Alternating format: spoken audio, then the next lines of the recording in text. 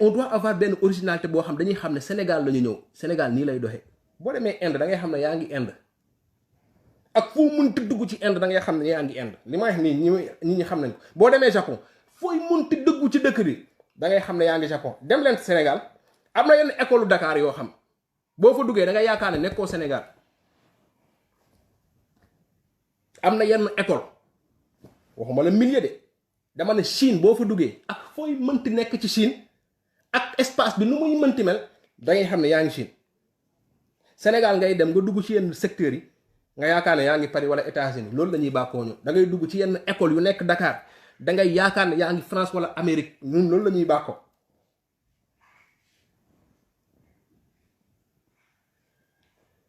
foofu dof ni da ngay am originalité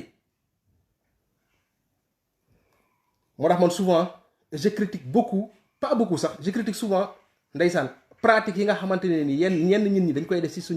suñu tarixa yi ba nit ñi mën leen di dut baaraam c'est dommage ñu war ko critiquer nag mais bañ a critiquer tarixa yi gis nga man damay faral naan gis nga Sénégal muy Ousmane Sonko ku muy mënti nekk xam nga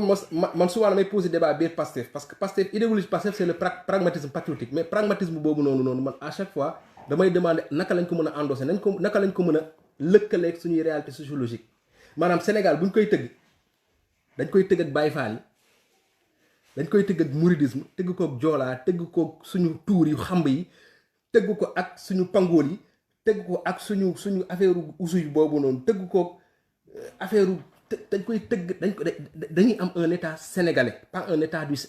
pas un état qu'on vient installer au Sénégal dañuy am un état sénégalais Sénégal noonu lañ koy tëggee économiquement politiquement à tout point de vue noonu la ñuy tëggee Sénégal ba mën a am benn identité ba nit ni ngay duggee Chine xam ne yaa ngi ci biir chinois yi boo duggee Sénégal xam ne yaa ngi ci biir sénégalais yi bon sang sinon xam nga lan moo ñu nar a dal ci rythme bi ñu jël nii ñu ngi topp France bi demee noonu on aura toujours une croissance économique bu rëy mais pas un développement économique croissance économique dafa am développement économique am croissance économique moom mooy croissance bi ngay dégg croissance à 2 chiffres mi ngi rëy mais boo ñëwee sur le terrain tu vois que y a la pauvreté moom moo daloon Brésil tu vois que Brésil ñu ngi naan c'est un pays émergent mais boo duggee biir Brésil tu vois les favelas tu vois la pauvreté un peu partout parce que y a une croissance économique mais y a pas de développement économique looloo nar a dal suñu réew yi ci te commencé na sax commencé na allô oui excuse-moi je suis en live là t'es arrivé là ok tu me fais signe Inch'Allah ok tu insistes hein tu insistes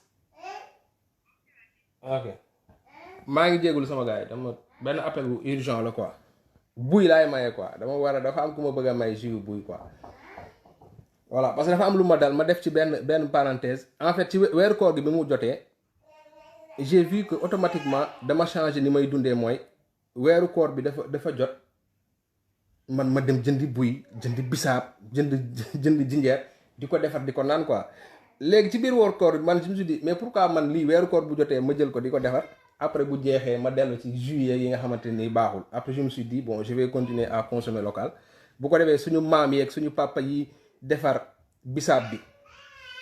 muy ñëw fii gars yi di leen gën ñun ñuy gën a consommer gars yi di leen gën a commander ñoom ñu ciy gis seen bopp gis nga rek gis-gis bi foofu la nekk quoi pour te dire que gis nga mbir mi fu nekk la à tout ci échelle bu nekk rek mën nga noonu la ñuy defaree réew en fait voilà parce que man su ma continuer fii mën naa continuer di jënd jus yi gars yi di jaay fii dem ci magasin Carrefour yeeg kërëb jënd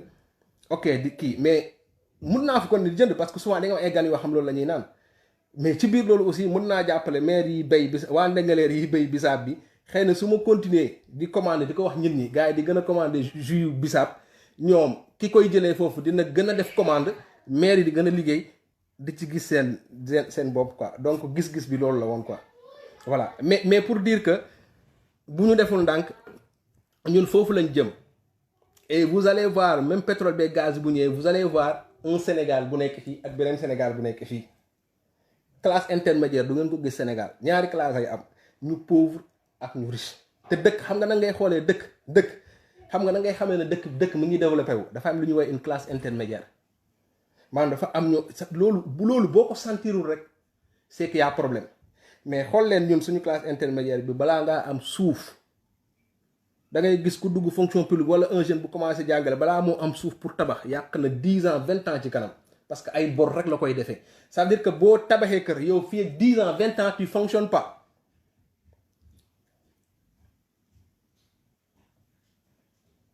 tu fonctionnes pas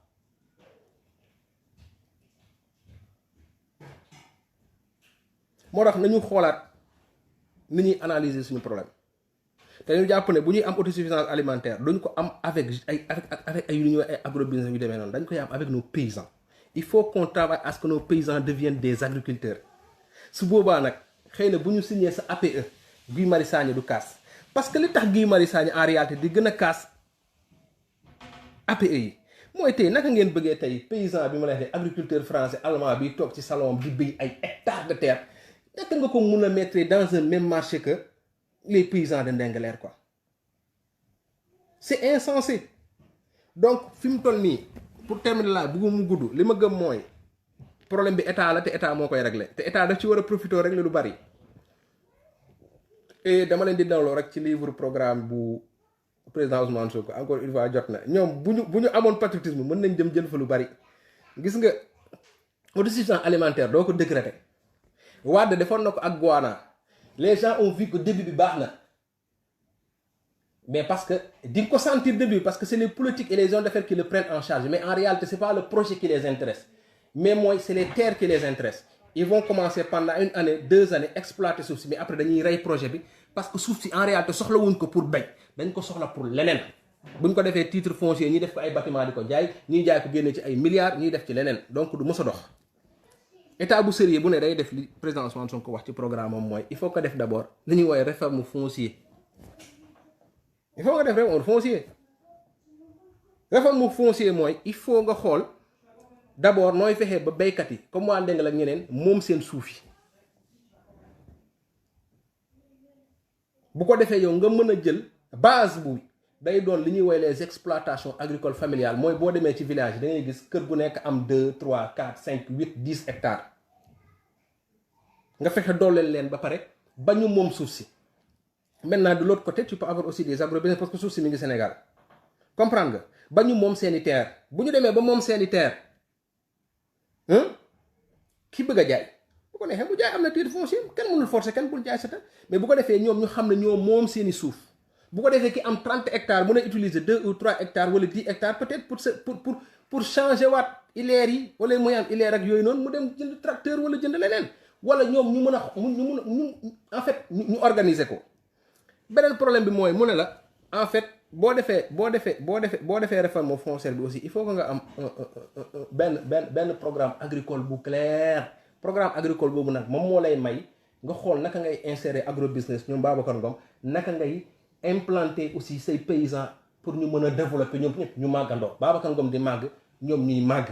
Babacar Ngom bu ko neexee mu génn dem ci leneen parce que c'est un businessman agriculteurs yi mën a continuer développer affaire bi mais léegi dafa am leneen lu koy indi mooy bu boobaa loolu boo ko bëggee ñun ñi mënatuñ continuer rek di béy 3 mois après dem ñiy mbindaanu ji ñiy dem kii mu ne c'est simple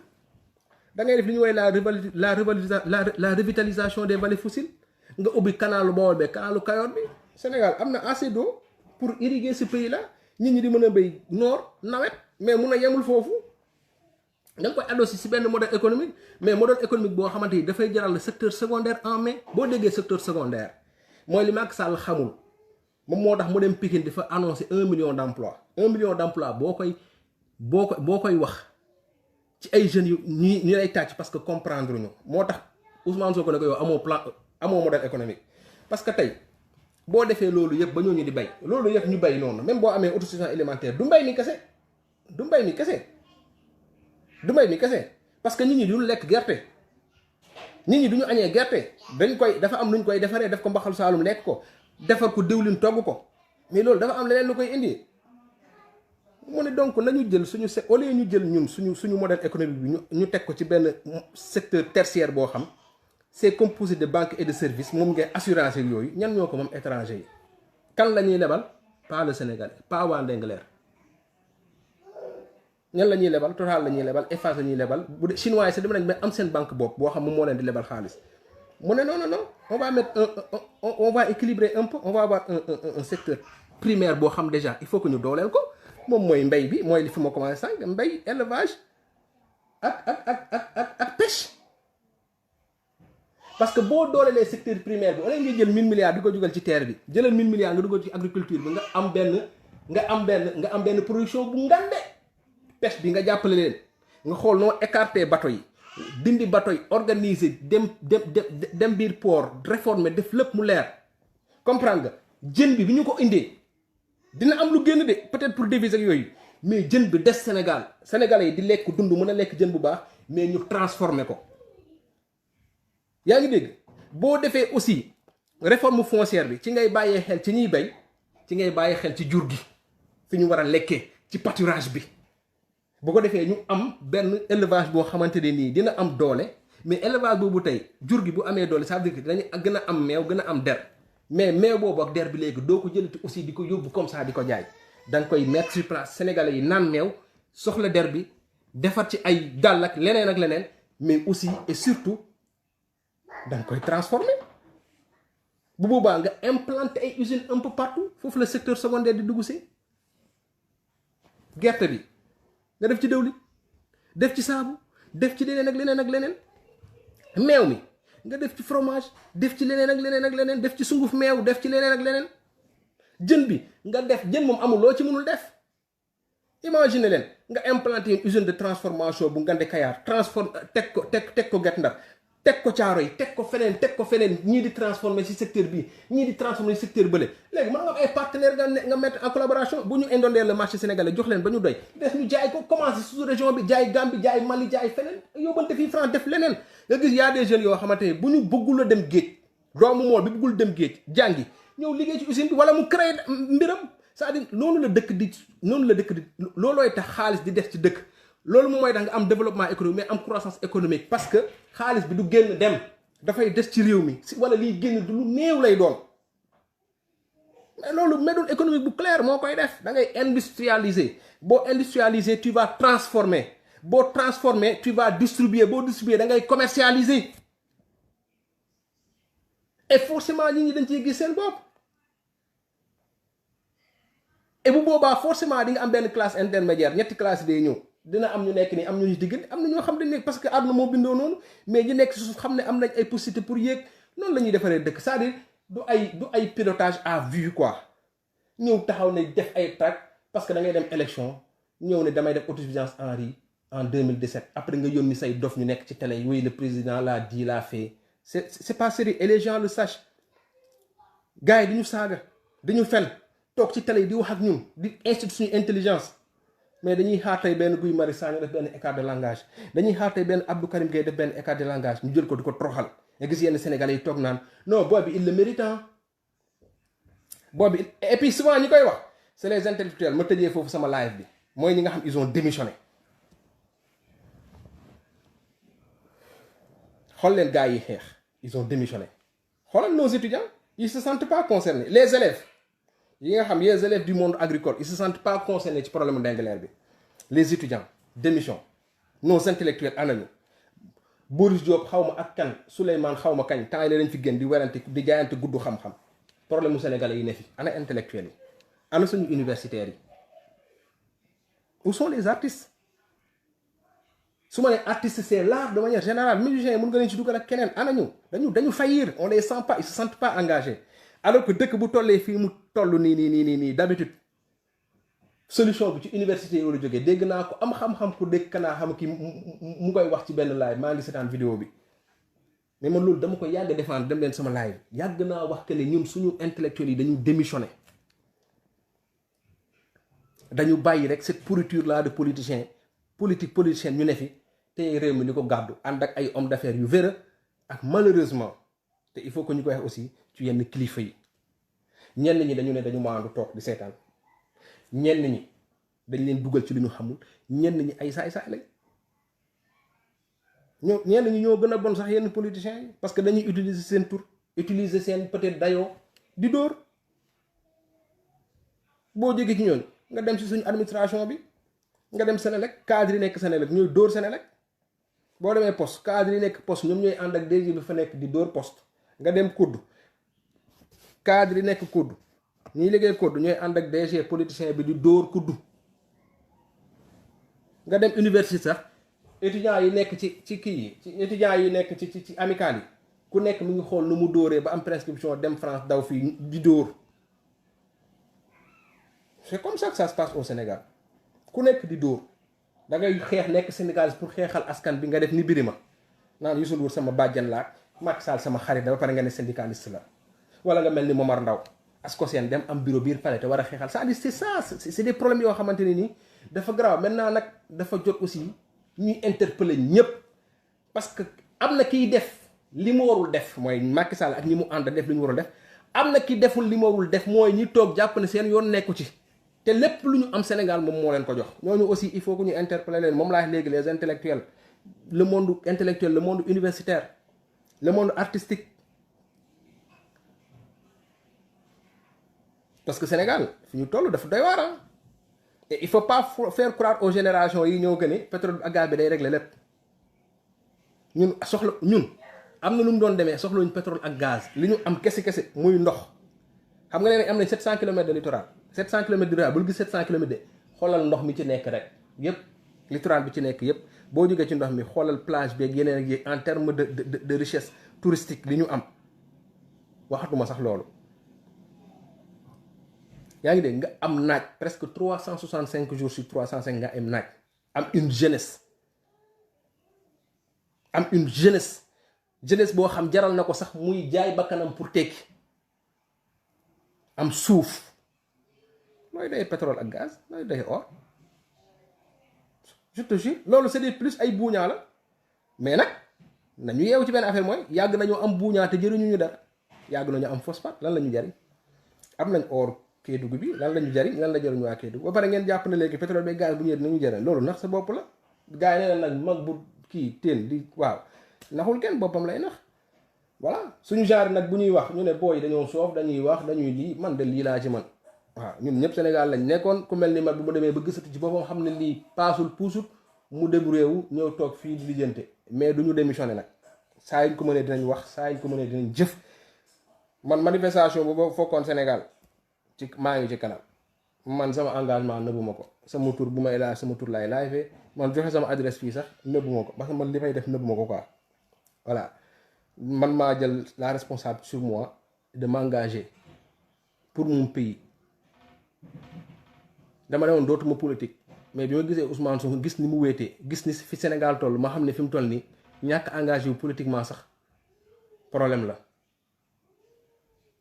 moo tax bu ñu nangu ñu dépolitiser ñu man su ma toogee rek ñu ne ma booy yaa ngi politique léegi man politique ma de dama xam ne toog rek ni damay mën a combat citoyen doyul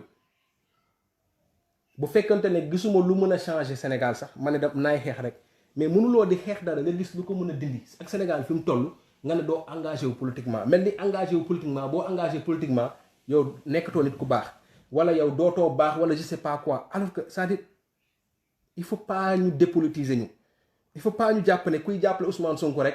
tu es politique ñun ñëpp a politique l'être humain est foncièrement politique dama leen di rappeler ngeen delluwaat ci Socrate li mu wax rek dafa doon wax l'homme est un animal politique toujours à la recherche de ses semblables sans qui il ne saurait défendre son identité d'humain. Naturellement l'homme est toujours à la recherche, c'est-à-dire l'homme est naturellement politique en fait. Moi je me suis engagé pas parce que dama ci bëgguma ci dara bëgguma ko ci mais damay engagé wu pour li nga xam moom laa gëm ne moo fi nekkagum ma mën ko dooleel. Je suis quelqu'un de plus ci biir ñu naa ku nekk tu es libre nga nekk sympathisant mais ku nekk aussi na xool rek ak fi Sénégal toll est-ce que mënuma teg un pas de plus. waxuma la sax forcément nga dem ci Ousmane Sonko mais est-ce que mënuma engagé wu un pas de plus man chaque jour su ma xëyee loolu laay wax man sama mère woo na ma ne ma bàyyi live dem nañ ci moom ne ko sa booy bi day di kërëb am na suñu dem ne ko booy bi de li Assane Diouf di def la doon def dem na bitim réew di wax di kii te man ku ma xam man soxlawu ma saaga man sant yàlla Sénégal la ma jàngal ci école Sénégal yaa génne yàlla may ma voilà man je dis ce que je pense voilà man Ousmane Sonko bu defoon ay las sax nga wax ko fii laay toog live ko parce que man Sénégal rek a ma ñor mais gëm naa ne Ousmane Sonko ak Pastef li ñuy woote ba jusqu'à preuve du contraire moo gën li fi ne donc damay dem dugg ci combat boobu pousse leen ça sert à rien ma toog fii naan Sénégal baaxul Sénégal baaxul Sénégal baaxul il faut proposer quelque chose man proposer wu ma gis naa ko proposer lu baax bu ma am problème wala complexe jàppale ko parce que loolu lañ commencé di gëmloo kii gis naa un jour le professeur Ngouda Mboup mooy le constitutionnaliste toog télé benn politicien naan ko yow tu es coloré politiquement c'est-à-dire ñoom loolu lañ ñu ngi koy tiital ñi ngi naan yéen intellectuels yi waru leen problème waru leen jàppale Sonko waru leen ci war da ngeen war a maandu pourquoi ñuy maandu moom c'est un Sénégalais comme professeur Ngouda Mboup mu décidé dem jàppale Macky Sall mu ne ko noo yow da ngay nekk rek professeur bul jàppale kenn léegi les gens maintenant ont même du mal bu ñuy développer keroog laa seetaan benn débat sur les partis politiques yu tey mais comment peux-tu parler des partis politiques tey te invité au Pastef bu dee yow tu es logique comment peux-tu inviter des intellectuels ñuy wax sur les partis politiques ma seetaan débat bi tudduñu Pastef ñu naan PDS PS non PDS nii kii tudduñu Pastef ñu ngi nier la réalité en fait ñu ngi nier la réalité en fait parce que les politiciens ont tout fait pour wan nit ñi que ne pour indi benn aspect boo xamante ne nii nit ñi dañ ku gëmul sa bopp wala ku nekkul patriote dëgg rek da ngay ragal Pastef ku ñemewul dëgg rek da ngay ragal Pastef parce que dañu jël Ousmane Sonko def ko un personnage non grata une personnalité non grata c'est-à-dire moom boo ko bu ko jege yow boo bëggee dara boo gëmul sa bopp boo bëggee yegg fenn bul ko jege ñi nga xam gëmuñ dara bëgguñu dara duñ ko jege wala gis ñenn ñaan maa ngi si suuf ah booy bi dama koy jàppale de booy bi nekk un Sénégalais comme yow amoon salaire bu gën a baax sa salaire nangoo sacrifier 20 ans de salaire pour le Sénégal yow nga yaakaar ne yaa ko gën a muus wala yaa ko gën a bëgg lu baax pourtant tey engagé wu na yàlla mi ngi koy suturaal xëy na yàlla mi ngi koy suturaal sax nu raw li mu lay suturaalee yow donc nit ñi nañu jël seen courage à 2 mains il faut nit ñi engagé te gëm yàlla quoi voilà donc gars yi maa ngi leen di ziar di leen jaajëfal fii laa yemale live bi xam naa dinañ ñëw beneen yoon incha allah mais je répète et je dis que le problème de Ndingler la course de fond la du course de vitesse bu ñu naree yóbbu fa 1 an suñu ànd ak ñoom ba 1 an bii moom du ñu bàyyi te ils l'ont vu waaw bii moom dañuy xeex ak ñoom fu mu yem neex maa ngi di leen jaajëfal ma tëjee rek benn affaire mooy si capitaine Dièye c'est pas un capitaine nekkatul capitaine Dièye avant ñu koo dàq ci armée bi dañ ko rétrogradé c'est un soldat de 2e classe benn il faut que mu leer capitaine Dièye c'est pas un capitaine en tout cas ce n'est plus un capitaine c'est un soldat de 2e classe dañ ko rétrogradé li mu wax nag ku ci nekk def na ci jàngat dëgg la am du dëgg il faut na comprendre rek que ne xeexu souveraineté ak kii ñun suñu génération mënewu ko ñun dañoo ñëw bokk ci processus bi commencé na avant ñoom Cheikh Anta Diop commencé na bu yàgg processus la rek ku ci nekk génération bu ñëw rek da ciy def wàllam xëy na bu tombee si ñun lañ koy amee mu tombee si ñun mais il faut pas prendre des Sénégalais comme des gens yoo xam qui ne réfléchissent pas qui ne comprennent pas des Sénégalais yoo xamante ni dañu jàpp ne tey par exemple Ousmane Sonko day ñëw rek génne tubaab bi ñëw rek dóor fii nit ñi ils sont intelligents tout le monde sait que c'est un processus am na loo xam lu ñuy lijjanti tey la am na loo xam lu ñuy lijjanti suba la am na loo xamante c'est dans le temps ça dépend du contexte c'est que les gens l'ont compris ñi ànd Ousmane Sonko du ñu ay dof ñun xam nañ ni état di doxee bàyyi leen bu ngeen amee yenn posture yi bi ngay génn dafa am loo dénoncé woon ci armée bi ñu bëri ànd ceeg yow parce que am na lu bëri loo xamante ne nii doxul gis nga ñi àndoon ak yow ci li nga doon kaas c'est pas parce que dañu bañ armée bi de parce que ñun ay patriotes lañ ñun ñoo la gën a bëgg suñu armée mais dafa am loo duut baaraam ci biir ñun ñu gis que ne am na lu ci nekk dëgg ñu jàppale la ba det xëy na sax ci armée bi mu am sax nga am ci ay sympathisants mais cela ne veut pas dire que yow tey foo xëcc rek dañ fay ànd ak yow ay borom xel lañ ko wax dañuy xalaat te combat bi yow avant ngaa démissionner y avait des gens yu ci desoon di combattre pour la souveraineté jàmbaar te tey dire que le Sénégal armée am nii ak nii ak nii je vous rappelle que Sénégal mu ngi ci benn contexte boo xamante ne nii xool leen li ko wër ñun dañuy dégg terrorisme rek ba tey dundaguñ ko suñu armée pour une grande partie am na dem leen dans le monde si théâtre d'opération yi gën a tàng Sénégalais yi ñu ngi fay nekk donc moom dafa waroon am sax respect pour notre armée parce que jusqu'à preuve du contraire xool leen toutes les rébellions yi nga xam mës na am en Afrique yu ci bëri dafa aboutir Casamance depuis 82 ñu ngi koy gérer suñu armée bi la xool leen en Afrique toutes les rébellions surtout ba muy gën a tàng na nga xam rébellion bu génn Afrique Côte d'Ivoire Congo partout en Afrique rébellion fu mu mës a jógee rek am na ci lu mu aboutir quoi mais ñun on a su gérer donc respect à notre armée quoi maintenant tout n'est pas parfait mais vouloir ñëw réduire combat bi pour dire que ne je vais gis nga xoolal indépendance kenn du ko sarax wala nga koy ñaan da nga koy foqati ñun on n'est pas contre la France on n'est pas contre quiconque on est pour le Sénégal ñun xam nañ ne relation bilatérale dafa am relation entre pays dafa am mais les pays n'ont pas d'amis n'ont pas d'amis ay intérêt la ñu am ñun défendre notre intérêt ne va dire qu'on est contre qui que ce soit voilà donc loolu aussi dafa leer may terminer rek pour rendre un hommage à notre semga Biram Diop la tudd ki nga yor armée Sénégal jamono ji il est en train de faire un travail extraordinaire bëgguma ko def le lien avec les sorties du colonel du soldat Dieye parce que c'est pas un capitaine ce n'est plus un capitaine mais je sais que moom génnewul Saint-Cité il est en train de faire un travail extraordinaire fal nañ ko depuis 2000 depuis décembre mais si ay sources sûres il est en train de faire un travail extraordinaire te loolu noonu jar na gëstu quoi et que ñu koy jaajëfal parce que gars yi dañuy ragal armée yaakaar ne waruñu ci wax dara mais gis nga autorité armée bu ñëw mu gàddu suñu armée di ci def liggéey bu rafet boo nekkee patriote man ni may ne Ousmane Sonko mu ngi def liggéey bu patriotique fii su ma gisoon tey un membre de l'APR buy def lu patriote si biir APR ma wax ko noonu laa gisee le général là par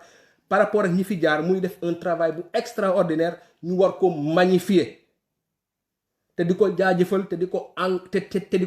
encourager ñun loolu rek la ñu bëgg quoi on veut des patriotes partout dans l'armée dans la police xoolal dans l'administration partout loolu rek moom mooy defar Sénégal te ñu bañ a ragal dara si on a des patriotes partout bu ñu bëggee suñu indépendance ñu koy foqati defar suñu réew parce que ñeneen ñiy defar seen réew yi ëpp ñu xel ëpp ñu njàng ëpp ñu xam-xam ëpp ñu gëm yàlla ëpp ñu ragale ëpp ñu li nga xam moom mooy defar réew donc nañu am volonté ak fit wi ak surtout volonté bi aussi